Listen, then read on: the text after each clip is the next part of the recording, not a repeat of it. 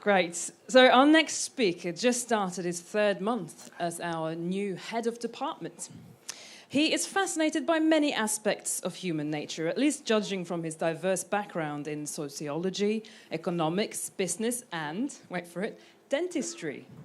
So what better subject to devote his PhD to than psychology?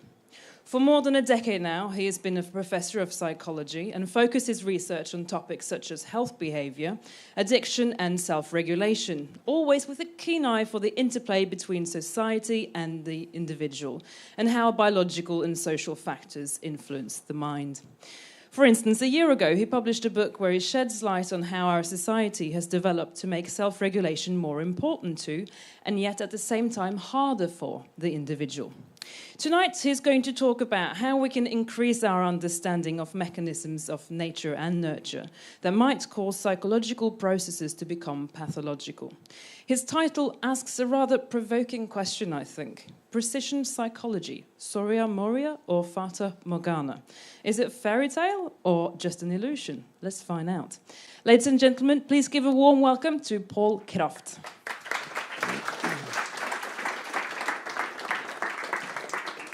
Thank you.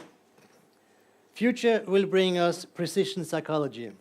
It involves major changes in how we conceive of diagnosing, treating, and preventing mental disorders. I will try to argue why precision psychology is to be considered Soria Moria rather than Fata Morgana. The idea of precision psychology grew as I was working on a book on addiction that is to be published this spring. The book focuses addiction as an imbalance in two behavioral systems or neural circuits, that is the reward system and the control system.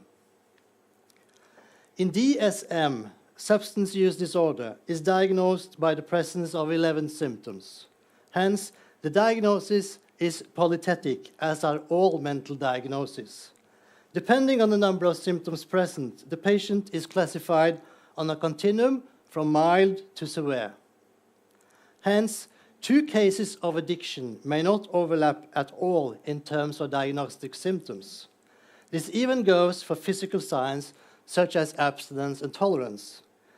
The consequence is that there is an extreme heterogeneity within the category of addiction cases. Stated differently, there is a huge variation between patients diagnosed as addicted or drug dependent. So saying that someone suffers from addiction is equal to the level of precision as saying someone suffers from headache or a stomach pain. In fact, mental diagnoses may not represent illnesses at all. This is reflected both in the etiology of each individual case as well as in the differences in treatment responsiveness. Hence, while many addicted may recover without any assistance, a substantial proportion are really hard to treat and will probably never recover at all. The lack of precision in the diagnosis of addiction is not unique. Rather, this relates to all mental disorders. The problem is that the symptoms and signs do not reflect the underlying psychopathological processes. No surprise, comorbidity is the rule rather than the exception. Treatment research is performed on patients recruited on diagnosis, but they do not reflect psychopathological processes. Thus, knowledge of working mechanisms or specific treatment ingredients is limited. No surprise, most treatments seem to have some effects for most disorders. This probably partly explains why common factors such as alliance, empathy, and expectations come out as the active ingredients in most treatments. If the problem was not well described in the first place, more specific ingredients are expected to make a smaller contribution. If the diagnostic systems have blocked, in fact, the diagnostic systems have blocked the integration of knowledge from genetics, neuroscience, and psychopathology into the prevention and treatment of mental disorders. So this needs to be handled differently. Luckily, the American National Institute of Mental Health are already started. The PsyDoc system is an effort to develop a science of psychopathology. It integrates elements from psychology and biology. The classification represents neural circuits and behavioral systems that specify the mechanisms that underlie mental disorders. 5 organizing constructs have been identified: the negative and positive lens domains, cognitive systems, systems for social processes, and the arousal systems.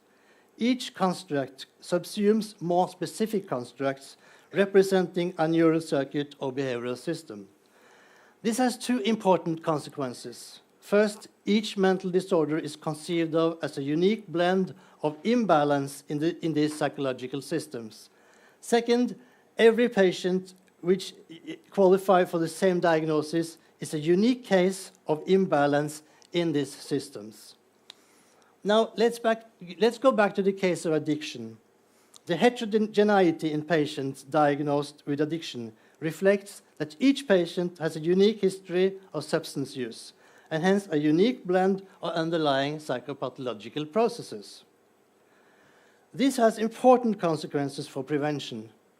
The different underlying psychopathological processes are differently influenced by genetic and environmental causal factors. Prevention efforts should be specifically designed to influence those specific factors. The same logic goes for treatment. Treatment interventions for addiction should specifically address the underlying psychopathological processes. That is, the neural circuits and behavioral systems that are involved, which includes the reward system and the control system. This calls for treatment interventions that contains specific therapeutic ingredients directed at specific psychopathological processes. For addiction, this is already happening, for example, by the practice of cognitive training, mindfulness, and the correction of attention bias and biased memories. So, if each patient can be described by the unique blend of psychopathological imbalances caused by the unique genetic and environmental history of each patient, specific treatment interventions can be launched and evaluated according to the impact of the underlying psychopathology. So, if we can find a way to integrate the fast-growing knowledge from genetics and neuroscience into our understanding of psychopathology and our practice in prevention and treatment, psychology will make a big step ahead. Precision psychology will prove to be Soria Moria rather than Fata Morgana. Thank you.